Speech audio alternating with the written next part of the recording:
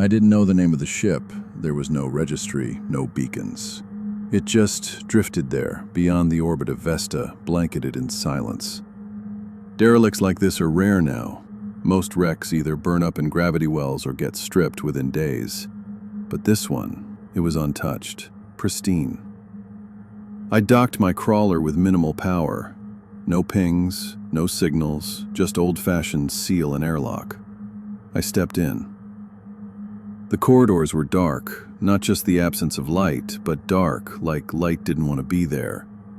The walls were lined with unfamiliar alloys, and something about the geometry was wrong. Not chaotic, too precise, almost like the ship wasn't built for humans. My suit lights flickered as I moved, power fluctuations, standard for old wrecks. I made mental notes of salvage, intact engine coil, cryopod racks, maybe even core data, worth a year's haul. I marked my path with beacon gel, a thick phosphorescent trail. It's standard protocol, especially in large vessels. But when I glanced back the third time, it was gone. Not smeared, not faded, just gone. That's when I heard the first sound. Not a clang, not a scrape. A breath. Just once.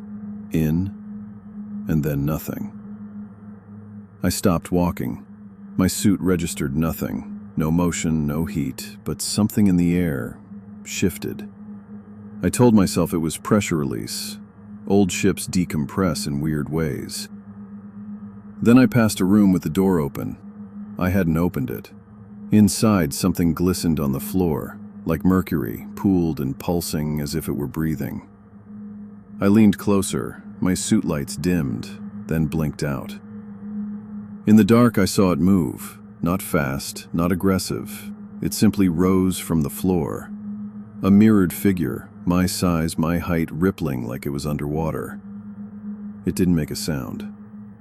I ran. I don't remember how long. 5 minutes, 30, my legs burned. My lungs screamed inside the helmet. I only stopped when I hit a bulkhead, hard. I looked around. There was a beacon trail on the wall, my beacon trail. It led back to the room. I turned off my lights and waited. The ship creaked, moaned. It wasn't mechanical, it sounded wet. I tried to radio my crawler. No signal. I checked my systems, still functioning, but the ship was interfering. Something ancient, not just electromagnetic. It was like the ship didn't want me to leave. I tried to find the docking point. I passed the same corridor 3 times. The same hatch, the same faded number, 113B. The third time the hatch was open. I hadn't opened it. Inside was the same room. The pool was gone, but something was standing there. It was me, not a reflection. It wore my suit, my pack, my scratched visor. It moved when I didn't.